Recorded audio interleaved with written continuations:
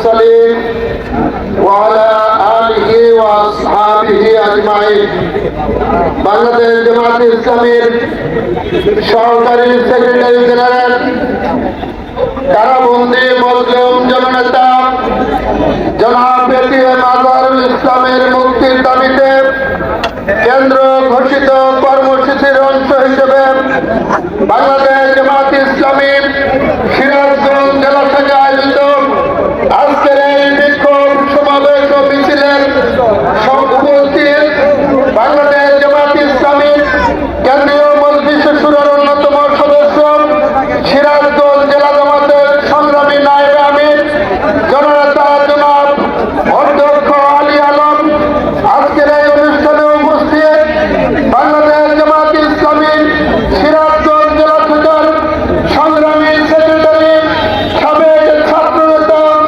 জনাব অধ্যাপক জাহিদুল ইসলাম অন্যান্য নেতৃবৃন্দ সম্মানিত সাংবাদিক বন্ধুগণ উপস্থিত সিরাজগঞ্জবাসীর এক অংশ আসসালামু আলাইকুম ওয়া রাহমাতুল্লাহি ওয়া বারাকাতুহু। সেই সাথে অমুসলিম ভাইদের জামাতের পক্ষ থেকে অমুসলিম ভাইদেরকে শুভেচ্ছা জানাচ্ছি। সংগ্রামী ভাইরা, আজকে অন্তর্বর্তী সরকারের 6 মাস 10 দিনের সকল কাজ পূর্ণ হল। 6 মাস 10 দিনে বাংলাদেশ জামাত ইসলামী আজকে প্রথম রাজনৈতিক কর্মসূচি দিয়ে আমরা মাঠে নামতে বাধ্য হয়েছি। সংগ্রামী ভাইরা, ইতিমধ্যেই শুনেছেন 2011 সালের 19শে সেপ্টেম্বর বাংলাদেশ জামাত ইসলামীর কেন্দ্রীয় দপ্তরে সাংবাদিক সম্মেলনে বক্তব্য দিয়ে বাসায় ফেরার পথে রাস্তায় থেকে জামাতের তদানীন্তন ভারপ্রাপ্ত সেক্রেটারি জেনারেল জননেতা এটিএম আজহারুল ইসলামকে অন্যায়ভাবে গ্রেপ্তার করা হয়েছিল। এই গ্রেপ্তারের পরে রিমান্ডের নামে বৈষয়িক নির্যাতন করে শারীরিক এবং মানসিকভাবে তাকে অসুস্থ করে ফেলা হয়েছিল।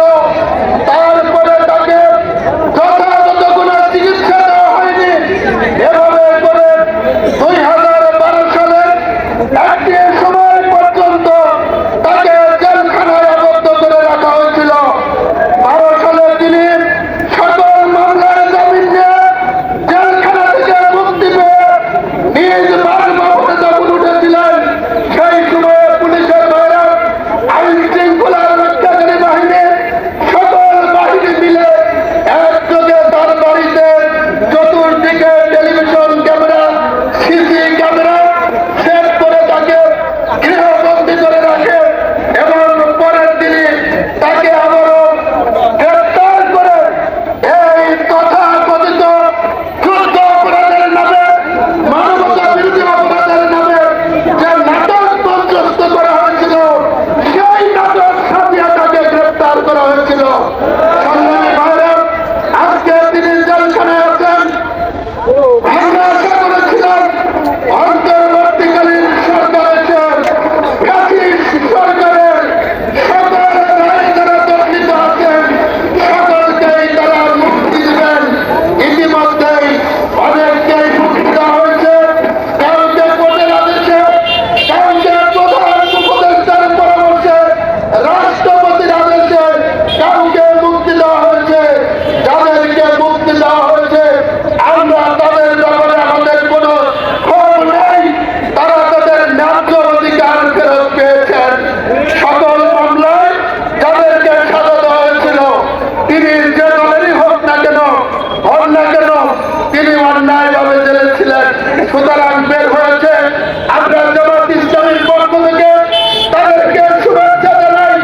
কিন্তু সেই সাথে এটিএম আজহারুল ইসলামের মানবিক অধিকার, নৈতিক অধিকার, তার বেঁচে থাকার অধিকার, নাগরিক অধিকার হিসেবে তারও বের হওয়ার কথা ছিল, কিন্তু তাকে মুক্তি দেওয়া হয় নাই। সংগ্রামী ভাইরা, আপনারা জানেন আমরা সব কথাগুলো জাতির সামনে বলতে পারিনি। তাকে যে মামলায় সাজা দেওয়া হয়েছে, আমাদের সদর আপনি আগে বলেছেন, তখন আপনারা সবাই ছিলেন না। তাকে যে মামলায় গ্রেফতার করে সাজা দেওয়া হয়েছে, সেই মামলার 3 জন সাক্ষীর কথা আপনাদের সামনে বলতে চাই। একজন বলছেন যে আমি 7 কিলোমিটার দূরে রেলগাড়ি থেকে নামেই দেখলাম যে 7 কিলোমিটার ফাঁকে এটিএম আজহারুল ইসলাম পাকিস্তানি সৈনিকদেরকে গণহত্যা চালানোর জন্য নির্দেশ দিলেন। আর একজন বলছে যে আমি 3 কিলোমিটার পর থেকে দেখলাম যে ওখান থেকে তিনি নির্দেশ দিচ্ছেন। এ মামলার শুনানি যখন হয় তখন বিচারক জিজ্ঞাসা করেছিলেন যে মাননীয় অ্যাটর্নি জেনারেল 7 কিলোমিটার দূর থেকে কি কোনো কিছু দেখা যায়? অ্যাটর্নি জেনারেল সেদিন বলেছিলেন হ্যাঁ স্যার, দেখা যায়। এর উত্তর আজকে দেওয়া যেত। আল্লাহ তাআলা তাকে নিয়ে গেছে, তিনি ইন্তেকাল করেছেন। আমরা দোয়া করে আল্লাহ থেকে মাফ করুন। যদি পয়সা থাকতেন তাহলে আজকে জাতি দেখা দিত 7 কিলোমিটার দূর থেকে কিভাবে দেখা যায়, এটা জাতি তাদেরকে দেখায়। সংগ্রামী ভাইরা, আরেকজন বলছে 3 কিলোমিটার। আরেকজন মিথ্যা কাহিনী তিনি জাতিকে বিশ্বাস করানোর জন্য বললেন আমি এবং এটিএম আজহারুল ইসলাম একসাথে রংপুর কারমাইকেল কলেজে ইন্টারমিডিয়েট পড়েছি। তিনি আমার ক্লাসমেট। তিনি যে কত খারাপ মানুষ এটা আমি খুব ভালো করে জানি। সার্টিফিকেট খুঁজে দেখা গেল এটিএম আজহারুল ইসলাম সাহেব রংপুরের কারমাইকেল কলেজ থেকে 1968 সালে ইন্টারমিডিয়েট পাস করে বের হয়েছেন। আর তিনি সাক্ষী দিয়েছেন তিনি 1970 সালে 11 শ্রেণীতে ভর্তি হয়েছেন। তার এই কল্পকাহিনী গল্প জাতির কাছে একটা উপহাস ছাড়া আর কিছুই ছিল না। সংগ্রামী ভাইরা, আমরা আজকে এই অন্তর্বর্তী সরকারের কাছে দাবি জানাই যে বাংলাদেশ জামাত ইসলামীর এই বয়োবৃদ্ধ নেতা যিনি ইতিমধ্যেই জেলখানা থাকা অবস্থায় তার সহধর্মিণী ইন্তেকাল করেছেন, তিনি জেলখানা থেকে প্যারোলে মুক্তি নিয়ে তার সহধর্মিণীকে দাফন করে গেছেন, জানাজা করে গেছেন। এরকম একজন অসুস্থ বয়োবৃদ্ধ মানুষকে আর কোন কর্মসূচি ছাড়াই, কোন অজুহাত না দেখিয়ে অতি দ্রুত 2-1 দিনের মধ্যেই এটিএম আজহারুল ইসলামকে মুক্তি দিতে হবে। সে যদি না হয়, তা যদি করা না হয়, বাংলাদেশ জামাত ইসলামী আজকে 1 দিনের কর্মসূচি দিয়ে যেভাবে সারা দেশব্যাপী রাজপথে আজকে মিছিলে মিছিলে মুখরিত করেছে, এর চাইতে বড় কর্মসূচি দিতে আমরা বাধ্য হব। আমরা সিরাজগঞ্জ জেলা জামাতের পক্ষ থেকে অন্তর্বর্তী সরকারের কাছে আমাদের একটাই দাবি, আমাদের প্রিয় নেতা এটিএম আজহারুল ইসলামকে অতি দ্রুত তাকে মুক্তি দেওয়ার ব্যবস্থা করবে। সংগ্রামী ভাইরা, সেই সাথে আজকে আমাদের এটা বিষয় ছিল না, জামাত ইসলামের নিবন্ধন এবং দাঁড়িপাল্লা আমরা আশা করেছিলাম যারা আজকে ক্ষমতায় বসে আছেন তারা শুধু বলছেন যে আমরা সংস্কার করব, সংস্কার করব। কি সংস্কার এ পর্যন্ত করলেন? একটা সংস্কারের চিত্র জাতির সামনে আসলো না। মঈনুদ্দিন ফখরুদ্দিন সরকারের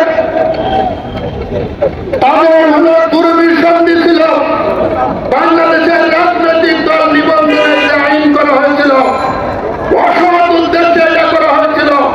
জামাত ইসলামী সহ আরো দেশপ্রেমিক দল যারা রয়েছে তাদেরকে নিবন্ধন বঞ্চিত করার জন্য, তাদেরকে রাজনীতি থেকে ফাঁকে রাখার জন্য, দেশটাকে বিরাজনীতি করার জন্য তারা এই কাজটি করেছিল।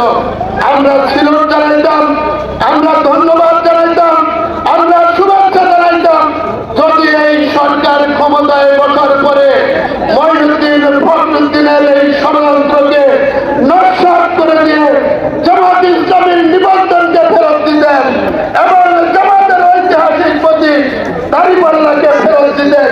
আমরা কেন গোটা জাতি আপনাকে ছিলেন জানাইত।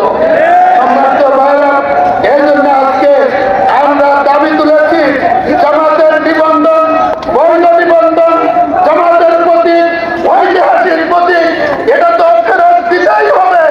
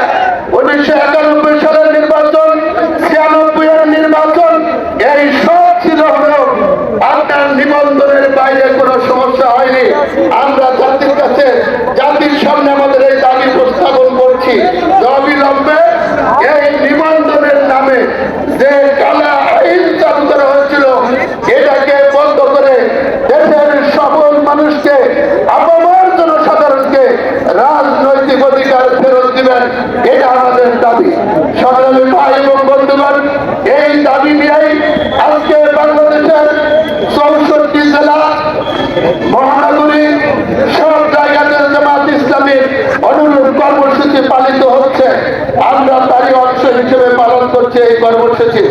আমি আজকের উপস্থিতির কাছে বিনীত অনুরোধ করব, এই বাজার স্টেশন যেখানে আমরা মিছিল করার জন্য পরিকল্পনা নিয়ে পুলিশকে অবহিত করে আমরা এখান থেকে কর্মসূচি পালন করার জন্য চেষ্টা করেছি।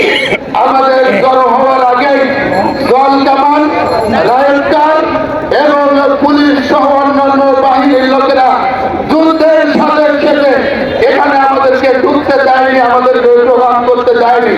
সুতরাং আজকের এই মিছিল হবে ফ্যাসিস্টদের সেই ষড়যন্ত্রের বিরুদ্ধে মিছিল। সকল মানুষের কাছে আমি আহ্বান জানাবো, এই মিছিলের শুরু থেকে শেষে এই জায়গায় এসে জেলা আমিরের সালামের মধ্য দিয়ে আজকের এই মিছিল সমাপ্ত হবে। এর আগে কোনো ভাই মিছিল থেকে বিরত থাকবেন না, এটা আমার আহ্বান। আপনারা কষ্ট করেছেন দাঁড়িয়ে থেকে, চেয়ার দিলে ভালো হতো, কিন্তু চেয়ার দিলে এত মানুষ এখানে আসতো না। আমরা সেই মানুষ যারা জেলখানায় পচা কম্বলের উপরে খারাপ হাজতে পচা কম্বলের উপরে শুতে না পারে সারা রাত জেগে থেকে দাঁড়িয়ে দাঁড়িয়ে পুলিশের সেই থানার রোড ধরে দাঁড়িয়ে থেকে যারা রাত পার করেছি, তাদের কাছে 1 ঘন্টা সময় দাঁড়ায় থাকা এটা বড় কঠিন কাজ বলে আমি মনে করি। এই জন্য আজকের এই কষ্টটা আমরা এই দেশে আল্লাহর আইন এবং সত্যের শাসন কায়েমের জন্য জামাত ইসলামের নিরলস যে প্রচেষ্টা চলছে, সেই দাবি পূরণ হওয়া পর্যন্ত আমাদের সকল ত্যাগ এবং কোরবানি পেশ করে আন্দোলনের যথাযথ ভূমিকা রাখবো, এই আশাবাদ ব্যক্ত করে আমি আমার বক্তব্য শেষ করছি। এবং আমাদের জেলা সেক্রেটারি জনাব অধ্যাপক জাহিদুল ইসলাম দিক নির্দেশনা দিবেন, সেই দিক নির্দেশনায় আপনারা মিছিলে অংশগ্রহণ করবেন।